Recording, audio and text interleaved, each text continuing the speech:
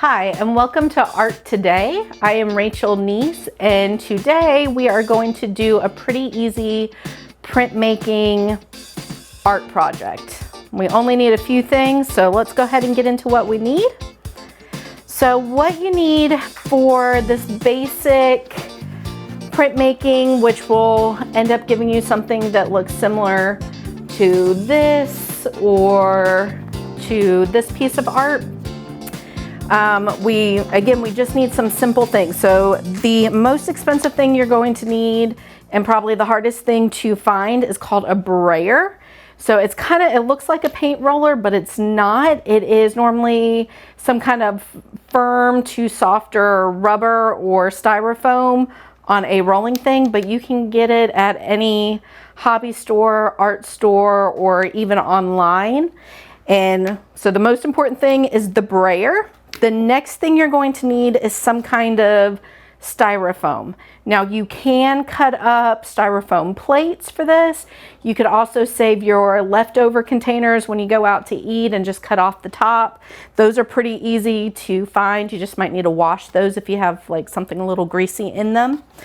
And you're going to need a couple of different color pens. A blue and black pen would work, but a couple different color pens. And then if you want to get really, really fancy, you can get something like these Speedball printmaking inks. And you would want to make sure you're not getting this stuff for the clothing printing. You want to get one that says actual block printing ink. If you're doing this, you don't have to be super fancy. You could go to the dollar store or the hobby store and get any kind of particular color you like in acrylic paint. Either one will work. You can't go wrong either way. So, printmaking is one of those fun things that's been around for ages. I believe the most famous and oldest piece of printmaking is called the Great Wave, and that's out of Japan, and someone carved a big block of wood and made this huge wave. You can see it in cartoons like SpongeBob. Nowadays, they always refer to it. And what printmaking is you make one image, and then you're able to make multiple images of the same image. So it's actually a really good way if you're trying to make art with or money with your art. You make one image and then you make a bunch of prints of that one image, and you can sell the same image, the same amount of work, over and over again. So the first thing that you need to do is actually decide what you're going to do for your image. So what you want to do is just get a scrap sheet of paper. This could be something that you just pull out of the printer, even an old piece of mail, and you want to decide what you are going to draw. So today I happen to wear my Michael Basquiat shirt. So I'm going to be a little inspired by him. I'm going to take the piece that I'm going to use, the styrofoam piece, and I'm just going to kind of outline it so that I know where my drawing needs to start and end, so I'm not drawing it too big. So again, it can be something real simple. If you're doing this with younger kids, if they want to scribble, that's fine. That's part of the art process, is learning how to scribble and then learning how to draw from there to simple shapes and getting bigger. So because I'm going to use Basquiat, I think I'm going to go with his three-pronged crown. And it's pretty easy. It's almost like a W with some lines that go down and go across. And then he was known for a lot of graffiti. So I could write words, but here's a secret. If I want to write words in any printmaking that I'm doing with this particular style, you need to do it backwards, because it's going to be like looking in a mirror. You're going to need to make sure your words are going the opposite direction so they read right when you pull your print. That's what it's called when you put the ink on and you pull the paper up. But I'm just going to keep it simple. Let's see, he did a lot of money signs. We can go with the old-fashioned. Let's see if I can remember how to do this. It's been a while. Just add a few things around. I could just add designs if I want to, like squiggly lines. in dots. And you can do this in pencil, so if you don't like what you're doing, you can erase. This is just getting exactly what I want my image to look like in the end. Let's see, what else did he do? He did a lot of animals, money signs, his name, words. So we can draw a quick little bird here. Let's see, simple. And you can bring this into your own style. It can be whatever you want. If there's a holiday coming up, you can do holiday cards like this. Be great if you have the kids do a bunch of different ones of these, and then you can put them in the holiday cards and send them to family. Let's see, we like hearts. We like stars.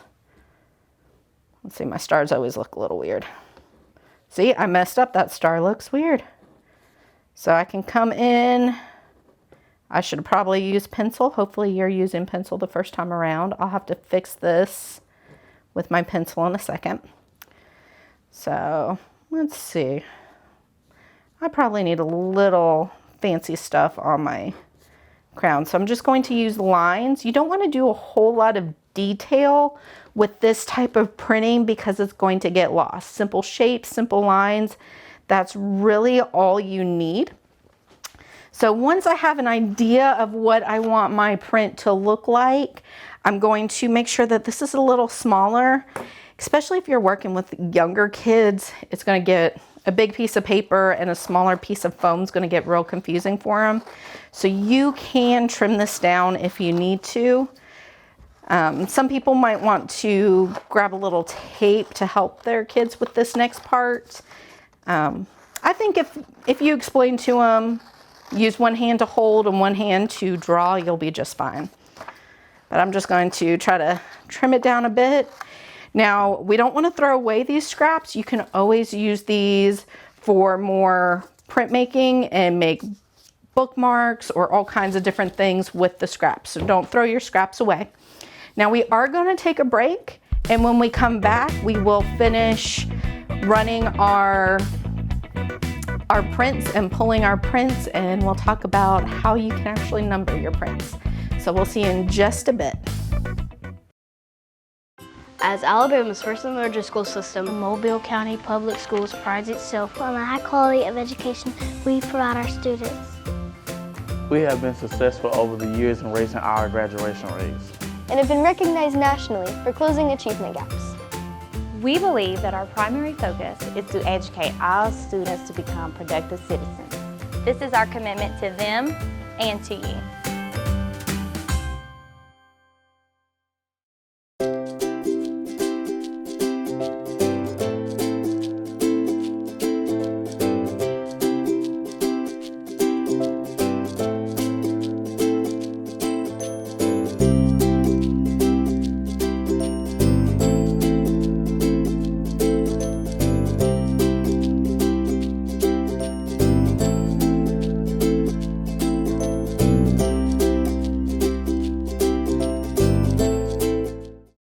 Alabama's first and largest school system, Mobile County Public Schools prides itself on the high quality of education we provide our students.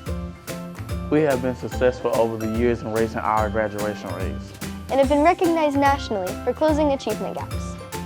We believe that our primary focus is to educate all students to become productive citizens. This is our commitment to them and to you.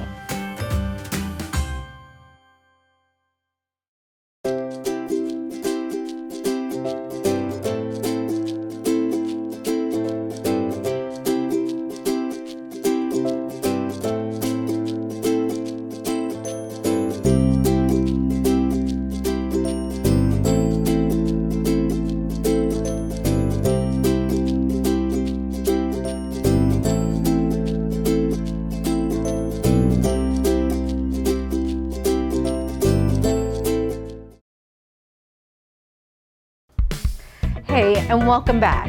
Before we get back to our printmaking project, I do want to remind you that you can check out this episode and any of the other ones at MCPSS TV Network. We're going to have some other cool printmaking projects as well as this one, so definitely check those out. So to get back to our printmaking here with the styrofoam. I went ahead and drew my design, and now I think it's helpful, especially for younger kids. You just take a little bit of tape, whatever you have at home that's a little sticky, and fold over onto your foam and kind of tape it down, fold it over so that it's not going to wiggle too much. Make sure with little kids you have them use their non-dominant hand to hold the paper steady so it doesn't wiggle around. We don't want anything wiggling around. You could also tape this on the table if you need to. And this is when you need your different colored pens. So as you can tell, I've already used a blue pen on top of the pink pen, and I've pressed into underneath, and I'm not sure if you can tell yet. We're going to make sure that you can tell where the negative space is. That's a big art word there. I'm also going to come in, I'm going to grab another pen. Hopefully this one is green and shows up. You want to push hard enough that you're making indents into the foam, but you're not pushing so hard that you are pushing through the foam and cutting the foam. So with some little kids, really even my husband would probably need a couple practice rounds. You can take extra foam and practice pushing on it and see how hard you need to push. Like some kids will write real light and there's nothing is going to, it's not scratching the surface. And some kids and adults are going to push so hard that you actually rip it. So you want to kind of find that happy ground where you're pushing into the foam but you're not ripping it. So with little kids, we find it's best if you do this 2 or 3 times with different color pens so that they can see where their lines are going. So I'm just going to go over my design one more time with the green pen. And my paper, I'm pushing hard enough that my paper in a few spots is starting to rip a little bit. Now go slow with this, especially if you're doing it for the first time. Don't try to rush this. Remember, good art takes time. And the more time and practice you put into it, the better your skills become. And if you see something where you're like, oh, it would be real cool, I should add another shape there, you can do that. Like, this is not finished yet until you say it's finished. And a good rule of art is actually never really finished. It's just simply abandoned. So you just got to know when to stop working on it, but it'll never be done. You can ask Leonardo da Vinci. A lot of his paintings, including the Mona Lisa, were never officially done. At least that's kind of how he viewed it. He never really felt like he finished anything. And we're sitting here like, that's the coolest painting ever made. It's the most famous one. But do your best. And remember, if the first one doesn't come out, you can always do more. And I'm almost done, so you can kind of see where I've added the green, and I'm going back over. Now the big thing, by the time you finish this print, you are going to be tired of drawing what you have drawn, because you are going to have drawn it at least 4 to 5 times. Because once I am finished with drawing it on the paper for this 3rd time, I'm going to lift up the paper and I'm going to trace my lines to make sure they're all in there really well. Now, if this is like the 5th or 6th time you've done this and you feel confident, you might not need to do this next step. But if you're working with real little kids, I'd say about 10 and under, you probably need to do this next step every time. Wait until their confidence has really grown before you skip it. So as you can see, I've drawn my picture multiple times now on the paper. Now this paper, it's done with. You can send it to grandma, you can put it on the refrigerator, or you can toss it in the trash can. I'm just gonna put it over there for now. I'm gonna go back to my pink pen because I think it's the brightest one. And it's really hard to tell, but if you rub your finger across, you can see where your line's indented. And if I get real close with my eyeballs, I can actually see where they're at. So I'm gonna go in here and I am just going to go over my lines one last time. Again, making sure I'm not pressing so hard that my pen is going through the styrofoam. I don't want it to go all the way through because then that's just going to be really messy in the end. And as much as we like getting messy, we don't have to be messy on purpose. Doing art the right way, it's going to get messy whether you want it to or not. You don't need to add to it. And always make sure you have things to clean up. If you do not like getting your hands messy with this next step, you might want to put on gloves. Also, make sure if you're working at a nice table, you cover it up. I've got a nice cheap tablecloth from the dollar store that's easy to wipe up. You can put down old newspapers, even some like saran wrap or anything to protect your workspace is good. If it's nice and warm outside and not too humid, it's too humid here for us to work outside today, unfortunately. But you could also do this outside if you wanted to. And with little kids, that would be a perfect day out on like the back porch if you can't go too far. So I am going to continue finishing this up. And when we get back, we're going to get to the fun part with the ink. So don't go anywhere. Enjoy the commercials and we will be right back.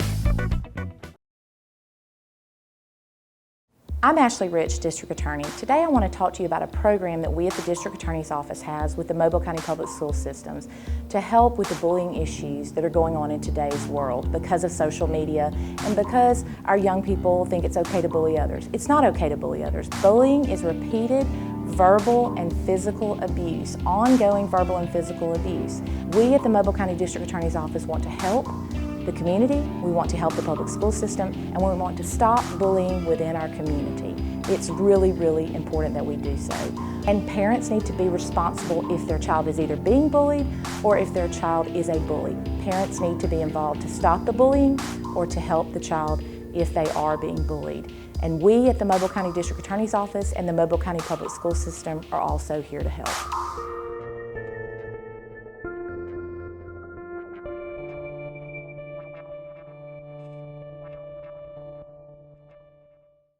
Alabama is first and largest school system. Mobile County Public Schools prides itself On the high quality of education we provide our students.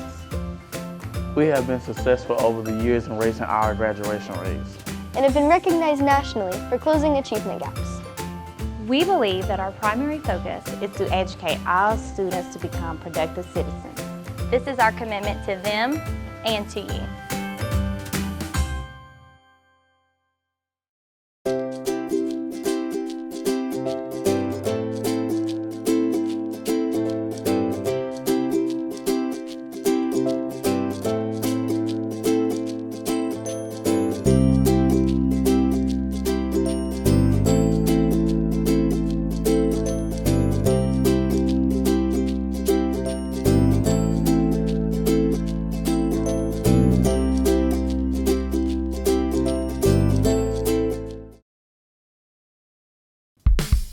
Hi, and welcome back. We are down to the messy part of our printmaking with styrofoam.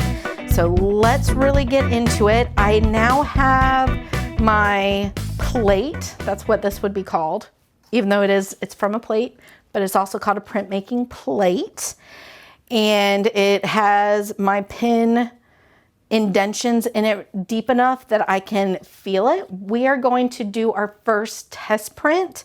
And then if we still don't like how it looks, we can go back and fix things. So now I have my print. I need to figure out what paper I'm going to use. I'm just going to grab one of these fun pieces of paper. This was actually my mother-in-law. She had a letterhead for her doctor's practice and it was expired. It was a new address. So we just cut off the top and we're using the paper, so you can reuse any kind of fun paper like that. And I am going to use my Speedball block print ink because I like it. It's got a little stickiness to it. I like the sound of it. But if you're not wanting to invest in that, especially if you're working with kids and you need to be able to wash up easily, I would just use some child friendly acrylic paint.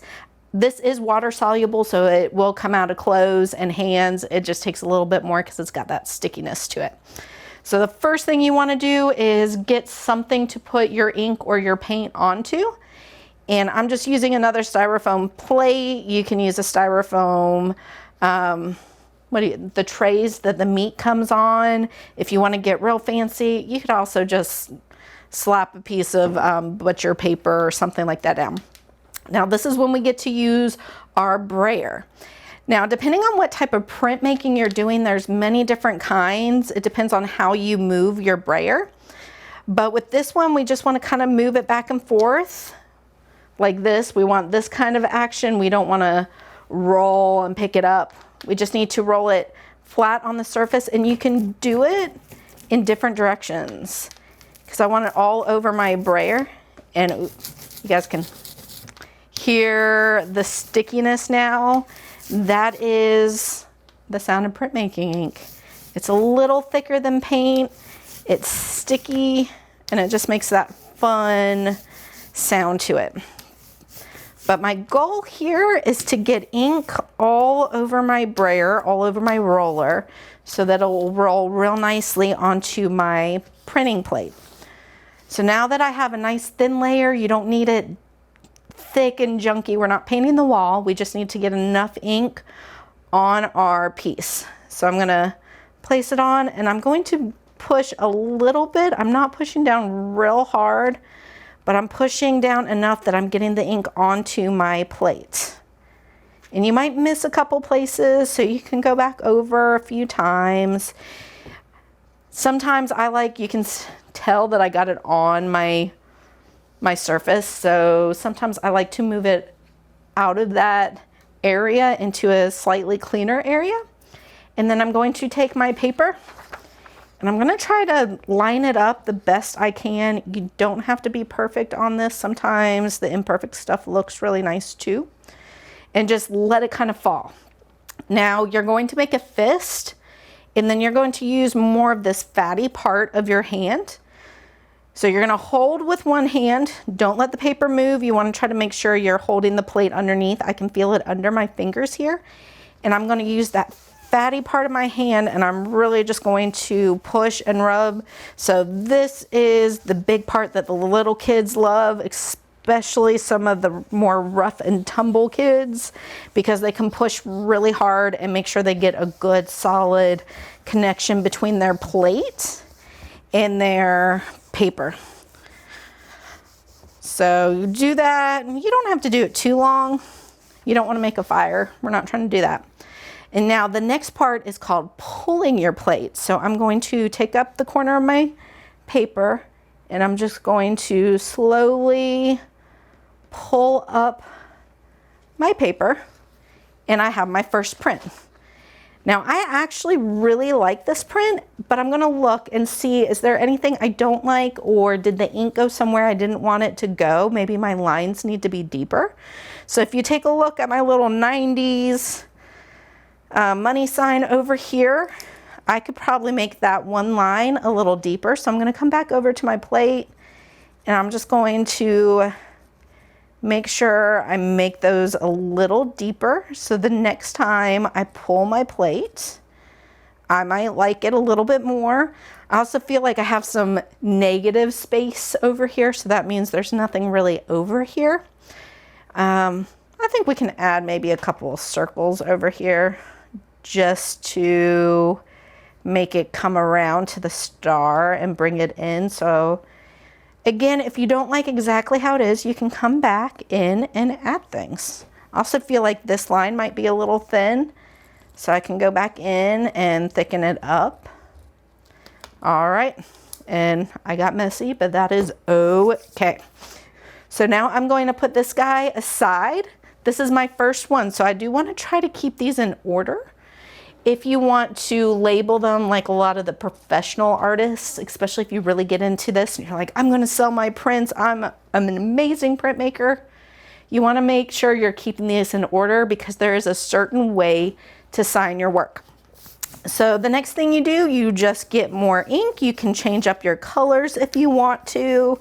The little ink thing I got had yellow and blue and red and white and black, so you can mix and match your colors, you know, blue and yellow together. You could make a green. There's all kinds of things you can do and experiment with, but I'm going to keep printing, and if you get a little ink on the back of your paper, it will dry.